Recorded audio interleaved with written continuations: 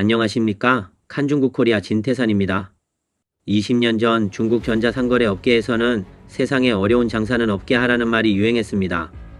20년이 지난 지금 전자상거래는 뜻밖에도 가장 어려운 사업이 되었습니다.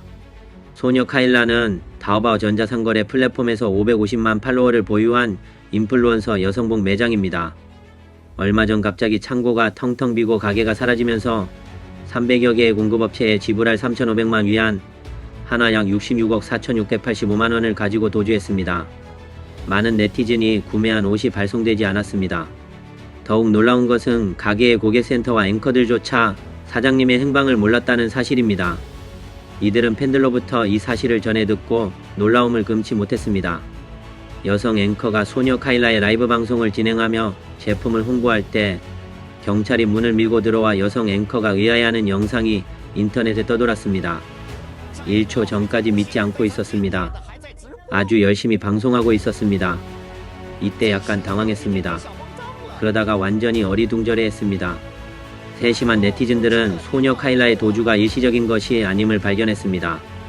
이미 3월에 회사는 말소되었고 개당 30위안, 하나 약 5,697원의 가격으로 물건을 들여왔지만 개당 29위안, 하나 약 5,507원에 팔았고 다음번 판매에 들어올 돈으로 앞에 판매 대금을 결제했습니다. 이러한 방식을 통해 마침내 3,500만 위안, 하나 약 66억 4,685만 원의 판매 대금을 가지고 직원들도 모르게 소리 없이 야반 도주하였습니다. 연 매출 10억 위안, 하나 약 1,900억 원 규모의 티몰의 요판 이슈 가구는 자금줄이 끊기고 채권자들이 몰리면서 경영이 급격히 악화되었습니다. 현재 이 회사는 해체되었고 매장도 티몰에 폐업 신고를 했습니다. 티몰의 팔로워가 400만 명인 중국 본토 패스트 패션 브랜드 MJ 스타일도 파산 소식이 전해졌습니다. 업계 관계자에 따르면 중국 전자상거래의 첫 번째 야반도주가 시작되고 있으며 앞으로 더 많은 도산한 전자상거래 업자를 보게 될 것이라고 합니다. 7년간 전자상거래를 해온 티엔루어라우는 올해 라이브 판매업자의 99%가 도산할 것이라고 말했습니다. 모든 전자상거래 플랫폼의 발전 궤적은 초기에는 비슷했지만 말기에는 플랫폼에서 일반적인 이유 없는 환불 제도를 도입하기 시작하여 가격 전쟁에 돌입했습니다. 많은 플랫폼 업자는 소비자가 자신의 서비스를 더 쉽게 이용할 수 있도록 소비자의 무리한 환불 요구에 직면했을 때 사업자의 의견이나 입장을 무시하고 환불 결정을 내리는 경우가 많습니다. 昨天我看到一个很无厘头的仅退款理由，商家不叫我爸爸，我缺儿子，所以很生气要仅退款。最可笑的是平台介入之后，同意了买家仅退款。 동시에 많은 대형 생방송 단지도 더 이상 버틸 수 없습니다. 지앙수 예윤강시 동해생방송 전자상거래 산업단지는 2020년에 설립되었으며 전자상거래 산업의 발전으로 인해 이곳은 많은 중국 라이브 방송 기지와 국경 간 전자상거래 기지가 밀집되어 있습니다.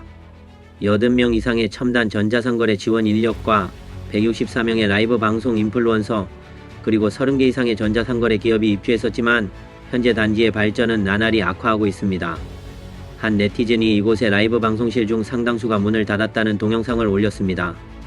일부 사람들은 베이징, 항저우 등지의 인터넷 방송인들이 대거 일자리를 잃었다고 밝혔습니다.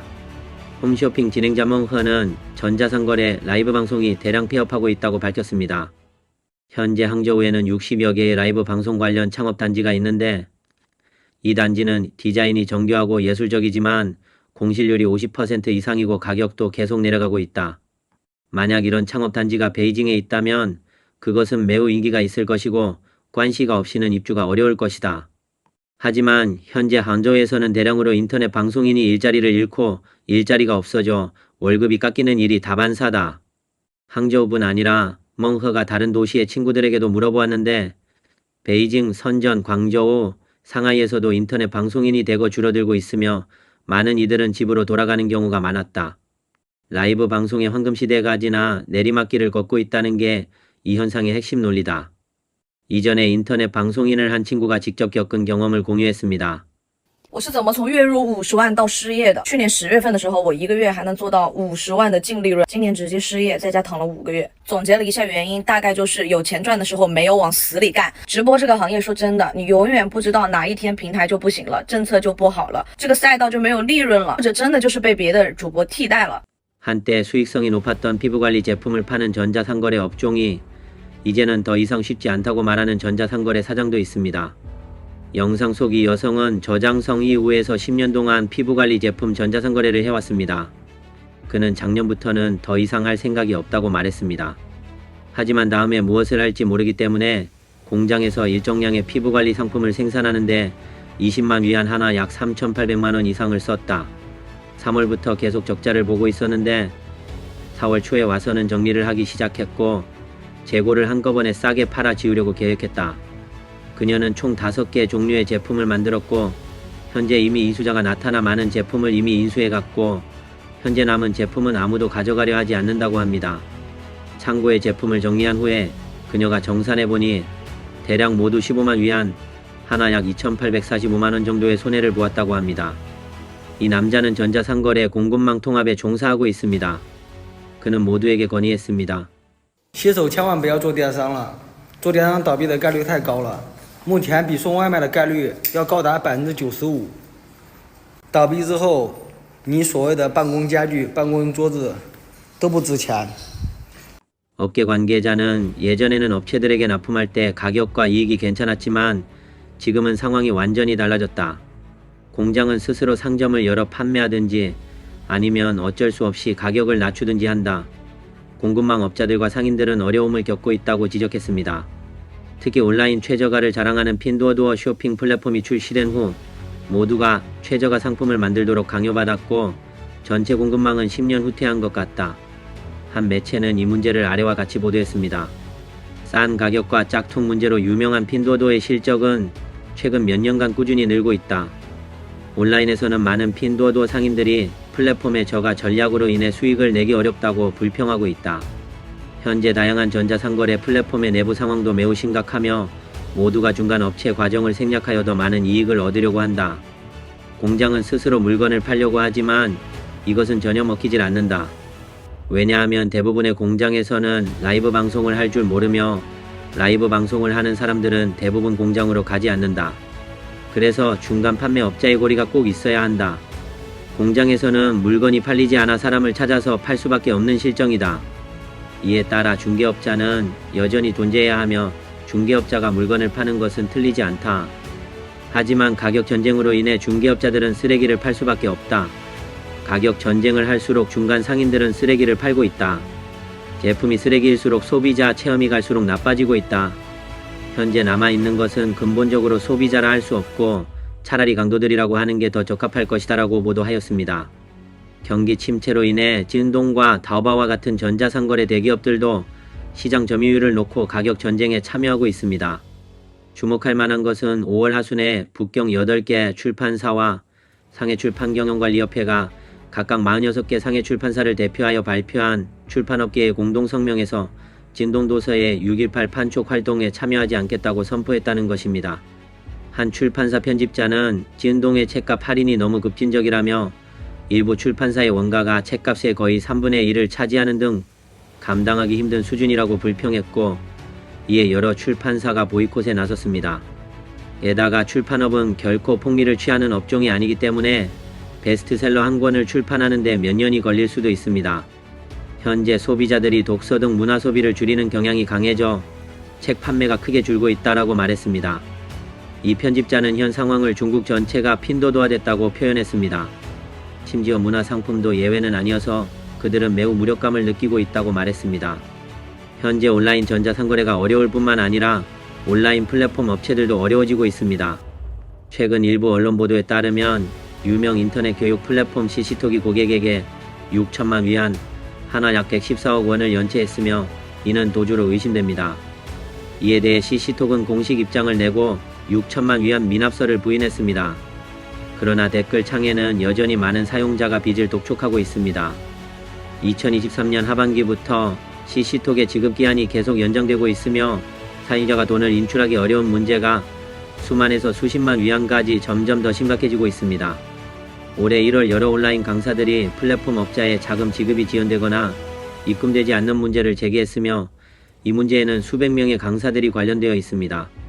결제받지 못한 금액은 수천 위안에서 수십만 위안에 이르는 것으로 알려졌습니다. CC톡은 성명에서 도망은 없다며 회사 법인 임직원 모두 상하이 본사에서 정상 출근하고 있다고 밝혔지만 플랫폼이 자금난을 겪고 있는 것은 사실이며 일부 기관과 강사의 결제 대금이 제때 지급되지 않고 있는 것도 사실이다. 제때 결제하지 못한 기존 고객들을 위해 각종 미수금 공제 방안을 설계하고 결제 대금을 점진적으로 지급할 것이다라고 회사 측은 밝혔습니다. 현재 중국 인터넷 경제의 문제는 소비자들의 소비 수준이 점차 낮아지고 있는 것과 관련이 있다는 분석도 있습니다. 중국 경제가 계속 추락하면서 낙관적이고 자신만만하던 중산층이 빠르게 사라지고 있고 중국 중산층의 연소득이 10만 위안 하나 약 1,900만 원을 밑돌고 있어 많은 사람이 저소득층으로 추락하고 있는 것으로 보입니다. 블룸버그에 따르면 2023년 4분기 중국의 임금 수입은 3분기 연속 하락했고 보너스는 평균 17.5에서 35% 하락했습니다. 중국 중산층의 상황은 소비자들이 자발적으로 비용 절감 조처를 하고 집에 머물며 지출을 줄이고 저축을 시도하도록 하고 있습니다. 외부 세계에서는 이것이 중공 당국의 상당한 도전이 된다고 보고 있습니다. 오랫동안 중공과 중국 인민 사이의 암묵적인 계약은 인민이 중공의 집권을 지지하고 중공이 경제적 번영을 가져온다는 것입니다. 그러나 오늘날 중공은 이 약속을 지키기가 점점 더 어려워져 대중이 알아서 지출을 줄이게 된 것으로 보입니다. 또 최근 몇 년간 중국 경제 상황이 계속 악화하면서 기업주든 노동자든 많은 사람이 빚을 지고 생계를 유지하기 위해 대출을 받아야 하는 상황에 부닥쳤습니다. 금융업계 고위 브로커로 일했던 베이징 주민 왕 씨는 은퇴했지만 막대한 빚 부담 때문에 빚을 갚기 위해 다시 일자리를 찾아야 했다고 말했습니다. 그녀는 이 빚을 빨리 갚고 싶어 하이테크 회사를 찾아서 일하고 있으며 현재 공부를 하고 있어 당분간은 수입을 얻지 못할 것 같다고 했습니다. 그녀는 또한 프리랜서로 일하는 일부 사람들, 특히 작은 가게를 열거나 서비스업이나 요식업에 종사하는 사람들의 삶이 점점 더 어려워지고 있다고 말했습니다. 웬조에서 온 황 씨는 이제 아르바이트를 해도 몇천 위안밖에 벌지 못해 앞길이 막막하다. 사업을 하는 것도 리스크가 너무 높고 많은 사람들이 손실을 보고 있으며 무거운 부채 부담을 지고 있다. 빚이 수십만 위안, 심지어 수천만 위안에서 억대에 이르는 부자들도 빚을 내서 사업을 지탱해왔기 때문에 그들의 빚은 은행을 통해 빌린 돈이다. 그러나 결국 사업에 실패하고 말았다라고 했습니다. 현재 많은 사람들이 일자리를 찾지 못해 신용카드로 생활하고 돈을 빌려 생활하며 심지어 주택담보대출과 기타 대출을 연체하는 일이 흔합니다. 수조의 한 슈퍼마켓 주인 천 씨는 신용기록을 좋게 유지하기 위해 많은 사람들이 그의 가게에 가서 신용카드에 있는 빚을 갚고 다시 돈을 빌린다고 말했습니다. 현금으로 돈을 갚은 뒤 이 돈을 신용카드에서 꺼내 써야 하기 때문입니다.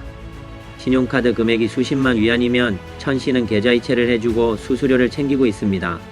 이번 영상은 여기까지입니다. 시청해주셔서 감사합니다.